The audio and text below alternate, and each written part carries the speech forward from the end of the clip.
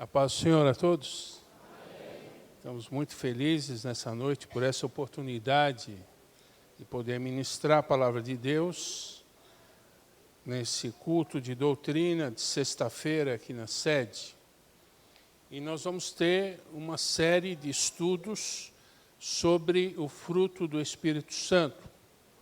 E esse tema começa comigo hoje, abordando o amor como fruto do Espírito Santo.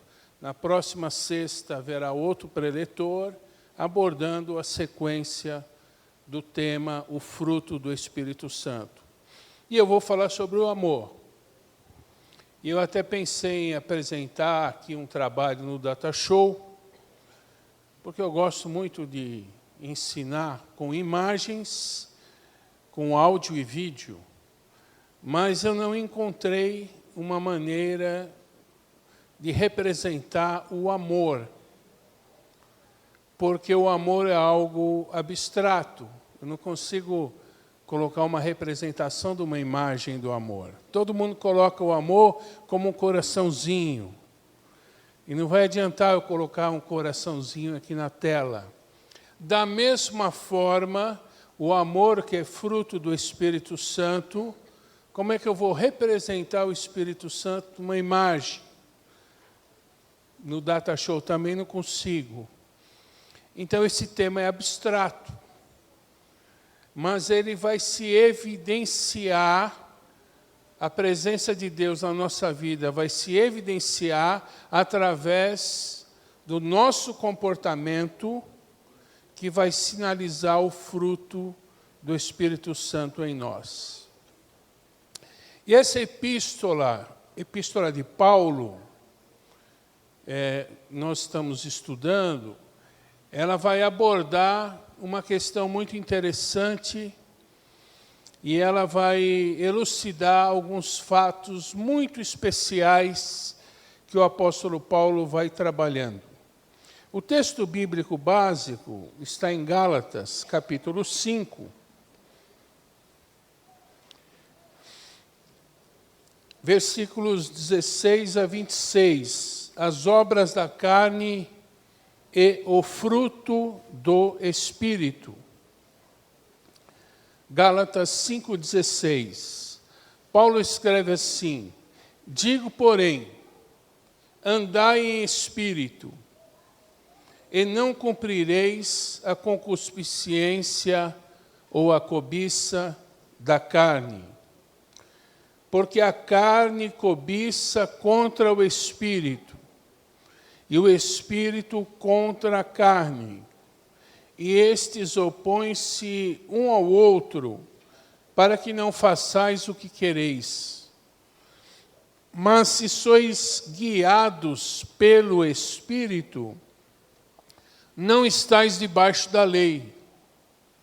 Porque as obras da carne são manifestas, as quais são prostituição, impureza, lascívia, idolatria, feitiçarias, inimizades, porfias, emulações, iras, pelejas, dissensões, heresias, invejas, homicídios, bebedices, glutonarias e coisas semelhantes a estas, acerca das quais vos declaro, como já antes vos disse, que os que cometem tais coisas não herdarão o reino de Deus.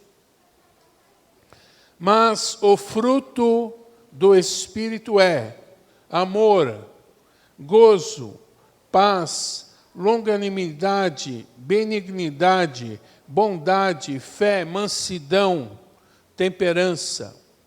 Contra essas coisas não há lei. E os que são de Cristo crucificaram a carne com as suas paixões e cobiças.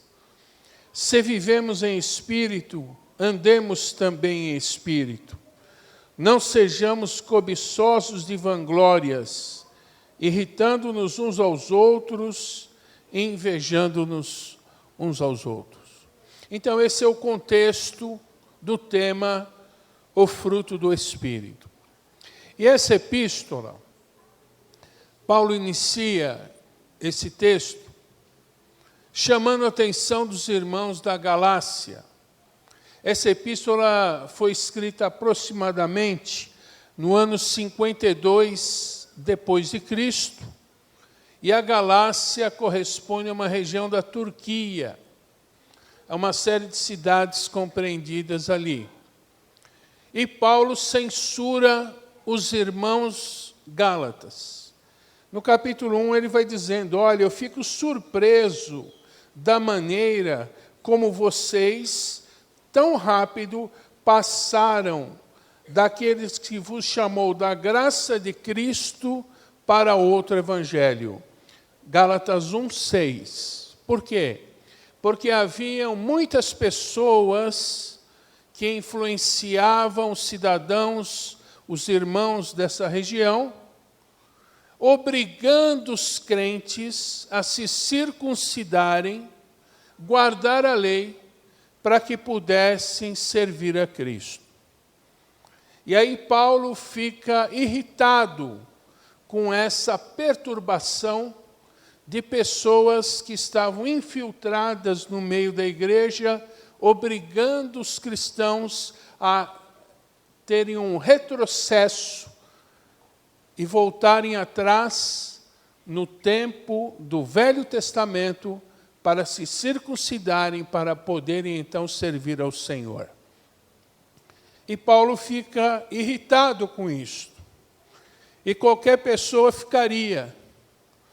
Porque hoje em dia, muitas pessoas dizem ser pastor, mas nem todas têm a graça e a competência para exercer o ministério correto.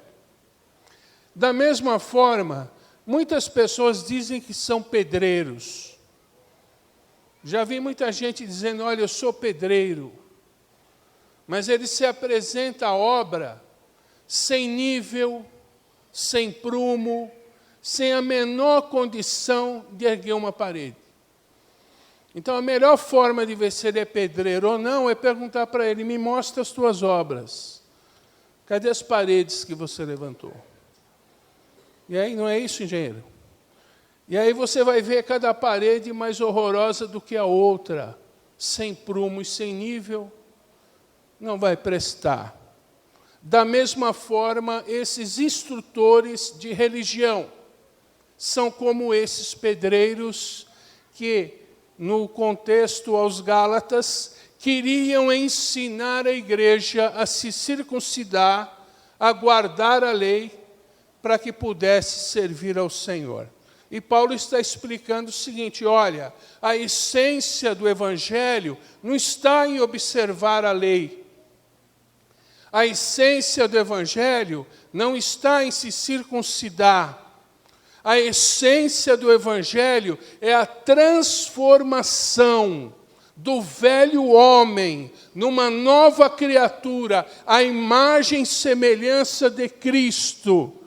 O homem que nasceu de novo, o homem que foi libertado do pecado e que agora está debaixo da graça e não mais debaixo da lei.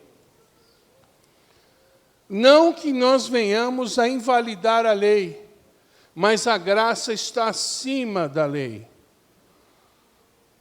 Quem cai da graça fica condenado pela lei. A lei não salva. Quem salva é Cristo.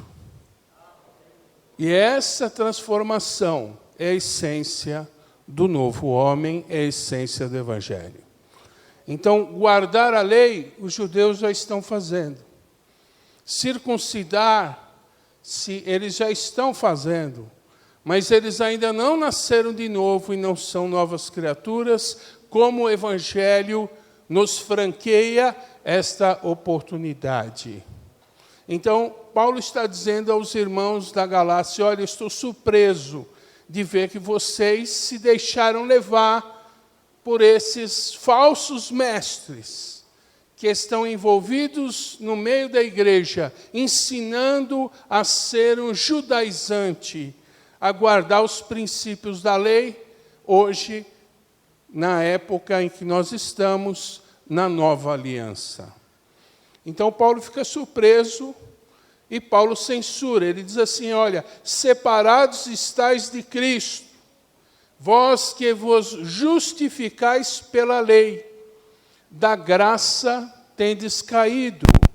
Gálatas 5:4. Tais falsos intérpretes do Evangelho, chamados de judaizantes, obrigavam os cristãos a guardar a lei do Velho Testamento. Perturbavam a igreja. E aí Paulo diz assim, ó, eu queria que fossem cortados aqueles que vos andam inquietando. Gálatas 5:12. Então, Paulo está dizendo, olha, o objetivo do Evangelho não é guardar a lei. Isso já ficou para trás, na velha aliança. Nós estamos hoje na nova aliança. E Jesus celebrou a nova aliança na Santa Ceia, uma aliança agora no seu corpo e no seu sangue, ofertado por nós para o nosso resgate, para a nossa redenção, para nos trazer de volta para Deus, não mais nos mandamentos escritos em tábuas de pedra, mas agora a lei do Espírito Santo escrita em tábuas de carne, de novas criaturas que nasceram de novo para experimentar o Espírito Santo e o amor de Deus. A lei não vai resolver o problema do homem. A lei disciplina o homem. Mas o homem é salvo não por observar a lei, mas pela manifestação da fé e da graça de Deus na sua vida. Então, o outro problema que Paulo vai abordar nessa epístola é viver na carne. E agora a coisa complicou. Porque o apóstolo escreve, olha, digo, porém, andai em espírito, e não cumprireis a cobiça da carne, porque a carne cobiça contra o espírito, e o espírito contra a carne, e estes opõem-se um ao outro, para que não façais o que quereis. E agora surge outro problema, as obras da carne. E a igreja é exortada a vigiar para não cometer as infrações provenientes da carne. E aí Paulo exorta a igreja, olha, se você andar no Espírito, as obras da carne não vão se manifestar em você. Então vocês têm que andar em Espírito. E andar no Espírito é o grande desafio para o cristão de hoje. A vida cristã começa através do Espírito Santo. É quando o Espírito Santo toca no seu coração. É quando o Espírito Santo te conduz ao arrependimento, ao novo nascimento. E aí você se encontra com Deus. E depois de um grande arrependimento, uma tristeza santa, a regeneração, você passa a galgar um degrau mais alto, que é o degrau da santificação. Então, salvação é uma escada com 3 degraus. Justificação, justificados pela fé, temos paz com Deus, por nosso Senhor Jesus Cristo, Romanos 5:1. Regeneração, 2º degrau, se alguém está em Cristo, nova criatura é. As coisas velhas já passaram, eis que tudo se fez novo. E santificação é o plano de Deus para nós. O cristão tem que parar no 3º degrau, o degrau da santificação. E seguir a paz com todos, e a santificação sem a qual ninguém verá o Senhor. Então, o chamado de Deus é para viver a plenitude do Evangelho, que é andar no Espírito. Isso é muito bom para os pentecostais. O pentecostal gosta do Espírito Santo e faz muito bem. E faz muito bem, porque Deus nos deu do seu Espírito como manancial de águas vivas, para avivar, para renovar, para restaurar, para capacitar a igreja na sua trajetória rumo ao encontro triunfal com Jesus Cristo. É nessa rota que nós estamos, caminhando para um encontro total com Deus. Essa vida aqui é um ensaio para a vida eterna. Então, afinal de contas, qual é a proposta do Evangelho? A vida do novo homem, que se baseia na regeneração do Espírito Santo e na manifestação do seu fruto, o amor que provém de Deus. Primeiramente, abordamos o tema da seguinte afirmação: Deus é amor. A essência de Deus é amor. O Espírito Santo já falou com vocês. Você observou a maneira como ele se dirige a cada um de nós? Ele fala com respeito, ele fala com carinho, ele fala de uma forma que ele vai nos cativando. É o Criador olhando para a sua criatura, é o Pai olhando para o seu Filho. A essência de Deus é amor. E feliz do homem, da mulher que experimentou o amor de Deus. A essência de Deus é amor. Olha o que o apóstolo João escreve: amados, amemo-nos uns aos outros, porque o amor é de Deus. Qualquer que ama é nascido de Deus e conhece a Deus. Aquele que não ama não conhece a Deus, porque Deus é amor. Nisto se manifestou o amor de Deus para conosco, que Deus enviou seu Filho unigênito ao mundo, para que por ele vivamos. Nisto está o amor, não em que nós tenhamos amado a Deus, mas que ele nos amou a nós, e enviou seu Filho como uma oferta em troca dos nossos pecados. Amados, se assim Deus nos amou, também nós devemos amar uns aos outros. Ninguém jamais viu a Deus. Se nós amamos uns aos outros, Deus está em nós, e em nós é perfeito o seu amor. Nisto que conhecemos que estamos nele, ele em nós, pelo que nos deu do seu Espírito. Então, diante dessas afirmações, nós podemos concluir que a essência e a natureza de Deus é amor. Ele é extremamente amável. Ele é uma pessoa carinhosa.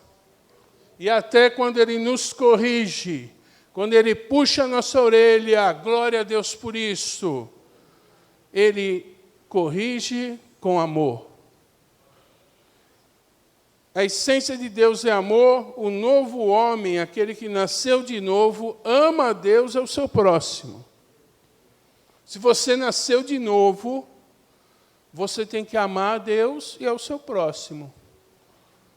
Se você diz que ama a Deus, se você é casado e não ama o seu cônjuge, me desculpe, mas o seu cristianismo é só teoria.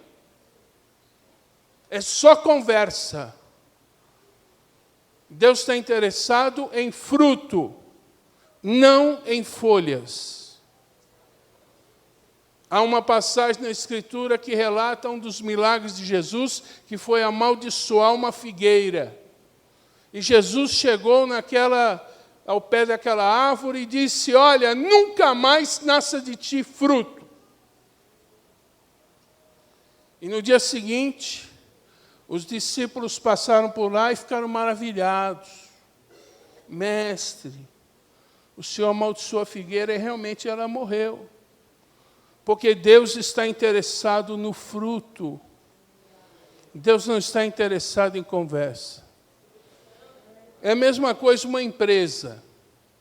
Uma empresa tem um departamento comercial. Aí tem um setor lá, o comercial, ele tem que contratar o vendedor. O que o vendedor tem que fazer? Vender. Agora, se ele fala muito bem, se ele explica muito bem, se ele mostra o catálogo, se ele é cheio de história, se ele viaja como um turista e gasta o dinheiro da empresa com pedágio, com almoço, e passeia e divulga, mas se ele não vende, ele interessa para uma empresa? Da mesma forma, se nós não expressarmos o amor de Deus, nós não somos verdadeiros cristãos. O que nós somos eu não sei, mas nós não seremos cristãos de verdade se nós não amarmos o nosso próximo. Então não é pelo falar que nós somos avaliados, mas é pelo nosso fruto, é pelo nosso resultado. Então o vendedor é o homem que vende, não é o homem que fala. O que fala é um falador. E falador não resolve o problema comercial. Da mesma forma, na igreja, o servo de Deus tem que estar em sintonia com o Espírito Santo, tem que andar no Espírito. Andar no Espírito. Andar no Espírito. Você vai andar na presença do Espírito Santo. O Espírito Santo está aqui. E você está andando no Espírito. Nós estamos no Espírito, porque nós aceitamos Jesus como nosso Salvador. Nós nascemos de novo, somos novas criaturas. O Espírito Santo nos transformou, o Espírito Santo nos ungiu, o Espírito Santo nos capacitou, e o Espírito Santo nos visitou com o batismo com o Espírito Santo. E aí abriu-se um portal para os dons espirituais, e assim começamos a orar, a falar em línguas, a ter visões e revelações, nada mais típico da Bíblia. Veja Isaías no capítulo 6, ele vê, ele ouve o Senhor assentado sobre um alto sublime trono. É o mesmo Espírito que falou com Isaías, está falando com essa igreja. Mas tem que andar no Espírito, tem que se mover no Espírito, tem que ouvir a voz do Espírito Santo. Tem coisas incríveis que o Espírito Santo faz. Tem uma van, minha van quebrou o radiador, furou. E aí eu fui na loja, custava R$ 1.200, um radiador para a van. E eu não tinha R$ 1.200 para gastar nisso. Aí eu fui para a internet e comecei a procurar na internet. Aí eu achei um distribuidor que vende o radiador. E eu estou olhando ali na internet, aí chega a minha esposa, e eu achei o radiador, estou vendo na internet, chega a minha esposa e fala assim, o Espírito Santo falou para ela, na Vila Maria tem. Na Vila Maria tem o radiador que você está querendo. E eu estou diante da internet, vi o nome do distribuidor, fui procurar a rua fica na Vila Maria. O Espírito Santo falou para ela, olha, na Vila Maria tem o que você precisa. é andar no Espírito. Você está guiando teu carro, o Espírito Santo fala com você. Uma vez eu estava subindo aí para um culto, sempre atrasado e apressado. Aí fui passar ali num farol perto da prefeitura. E eu vinha rápido demais e ali não tem farol, é um cruzamento. O Espírito Santo falou, cuidado! Eu meti o pé no freio. Passou um carro na minha frente. O Espírito Santo fala com você. Ele fala pela palavra. Quando você lê a Escritura, o Espírito Santo fala que é com você que Ele está falando. O Espírito Santo fala por sonho, fala por profecia, fala por visão, fala por revelação, fala no seu ouvido. O Espírito Santo usa aromas, cheiro de flor, o perfume de Cristo. O Espírito Santo é uma pessoa muito especial e é o Espírito de amor. E os pentecostais são conhecidos por falar em línguas estranhas. Isso é muito pouco. Os pentecostais têm que ser conhecidos por amar, porque a extensão do Espírito Santo é o amor. O fruto do Espírito Santo é o amor. Eu quero ver você amar. Eu quero ver você abraçar o seu esposo com o amor do Espírito Santo. Eu quero ver você abraçar os seus filhos com o amor do Espírito Santo. Eu quero ver você abraçar o seu marido com o amor do Espírito Santo. É assim que o Espírito se manifesta. E agora nós vamos abordar Pedro.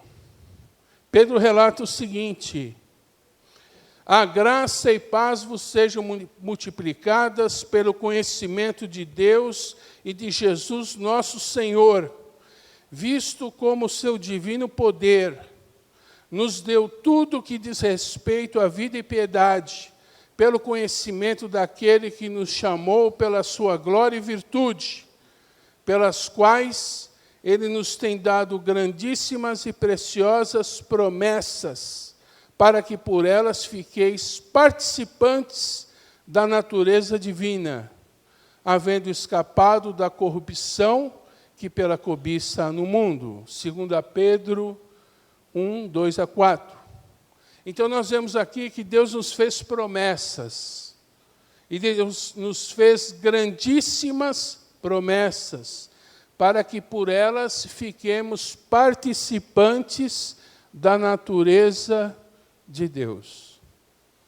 E a teologia sistemática é um capítulo da teologia que vai colocar um sistema de temas. Temas como Deus, Cristo, o Espírito Santo, escatologia, a doutrina das últimas coisas, e assim sucessivamente. A teologia sistemática, ela aborda um capítulo da teologia propriamente dita, que vai falar dos atributos de Deus. Atributos são qualidades que emanam de Deus, Deus como uma fonte dessas qualidades.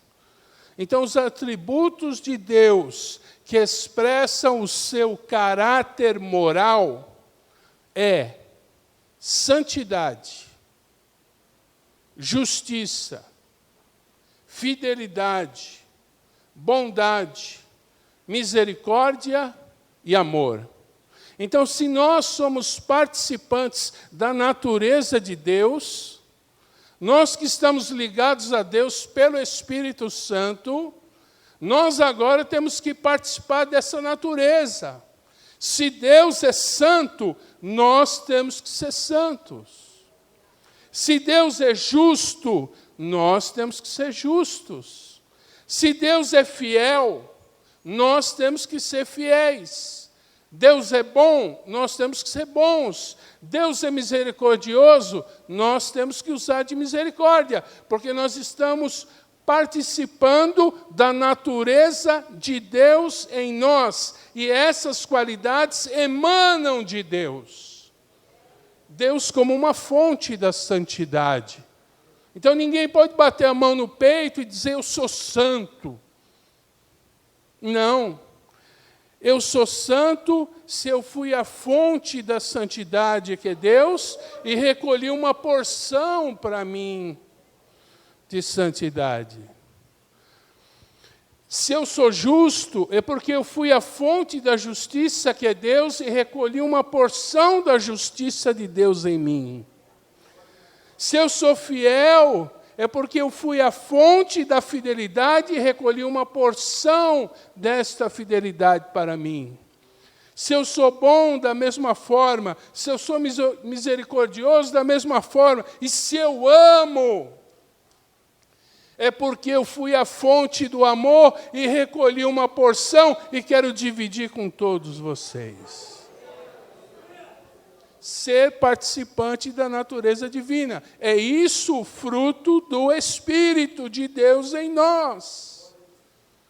E o fruto ele vai dando sequência aí, as diversas propriedades, diversos atributos que emanam de Deus.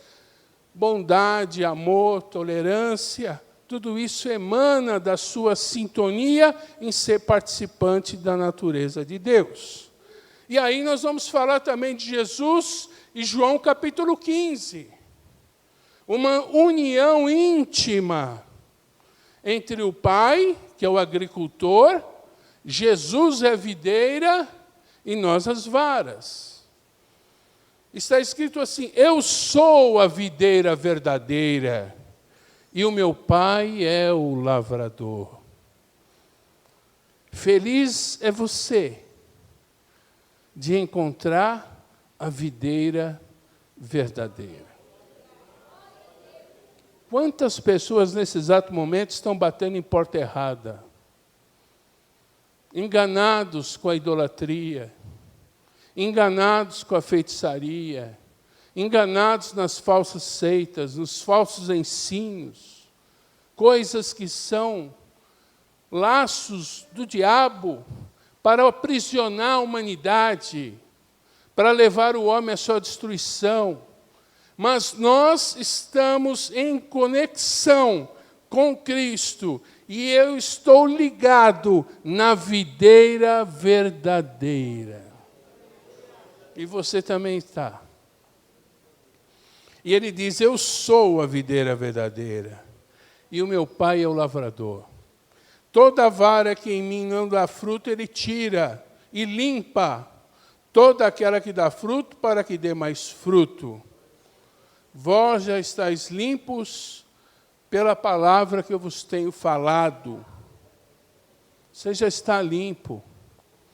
O Evangelho já te purificou.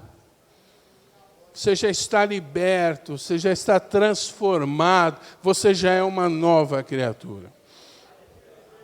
Está em mim e eu em vós. Fique unido a mim, diz o Senhor nessa noite. Assim como a vara de si mesma não pode dar fruto se não estiver na videira, assim também vós, se não estiverdes em mim. Eu sou a videira e vós as varas. Quem está em mim e eu nele, esse dá muito fruto, porque sem mim nada podeis fazer. Se alguém não estiver em mim, será lançado fora como a vara e secará. E os colhem e lançam no fogo e ardem. Então, nesse texto, nós vemos a união íntima entre Jesus como videira, ele que é a árvore da vida, e nós, os cristãos, ligados a ele para gerar frutos. Mais uma vez, dessa união, a nutrição da videira e os cristãos tornam-se frutíferos em amor, a essência de Deus em nós. Há um pastor que diz o seguinte, o cartão de identidade do cristão é o amor. Você e eu temos que ter as marcas do amor de Deus, do amor do Espírito Santo, do amor glorioso, de um amor eterno. Eu me lembro de uma experiência, quando eu estava no Betel, estudando teologia, a gente pregava o Evangelho nas praças, Largo São Bento, Praça da Sé, etc. E a gente pregava à noite e depois ia para a aula. E eu estava muito entusiasmado em pregar ao ar livre, praça pública. Para mim era um grande desafio. E uma certa vez eu estava dentro do metrô, vindo da Zona Leste para a Praça da Sé, e o Espírito Santo falou comigo assim, hoje você não vai pregar a minha palavra. Eu fiquei sem entender. Aí eu me reuni com os irmãos, as irmãs, aí tinha uma irmã que estava com a gente, ela ficou olhando para mim. Começa, vai. Falei, não, hoje eu não vou pregar. Aí ficou um negócio meio estranho, aí ela tomou a frente. E aí lá no Largo São Bento ela começou a evangelizar e pregar, e pegava a Bíblia e pregava, e aí o Espírito Santo entrou com ela. Isso foi notório a todos e começou a parar pessoas para assisti-la. Aí formou um grupo lá de umas 10, 15 pessoas parados pelo poder do Espírito na mensagem que ela pregou. E eu fiquei lá no meu cantinho, obedecendo a ordem de Deus. Deus disse, hoje você não vai pregar. Aí no final, já tinha um grupo lá na frente, aí chegou um rapaz todo sem camisa, com uma jardineira, ferido. No fim do culto, o Espírito Santo falou comigo, saia do seu lugar e dê um abraço naquele moço. Eu fui e abracei o moço, ele aceitou Jesus nos meus braços. Deus me ensinou, hoje você não vai pregar, hoje você vai amar. Ah, se nós pudéssemos amar assim. Ah, se nós amássemos com o coração mais aberto. Ah, se nós dessemos lugar ao Espírito Santo. Deus ia fazer uma obra gloriosa. Muito maior do que já está fazendo. Porque a condição para o Espírito Santo operar é o amor. Ele só opera através do amor. E o cristão tem que estar no fruto do Espírito. Jesus, vou concluir a mensagem dizendo o seguinte, Jesus em Mateus 12:33 relata, ou fazei a árvore boa e o seu fruto bom, ou fazei a árvore má e o seu fruto mau, porque pelo fruto se conhece a árvore. Se você é cristão, se o teu fruto é amor, você é um cristão verdadeiro. Pelo fruto se conhece a árvore. Então vigie nessa noite, não dê lugar à carne, porque ela é assim, ela é destruidora para todos nós. Mas ande no Espírito, experimente cada vez mais o fruto do Espírito Santo, o amor.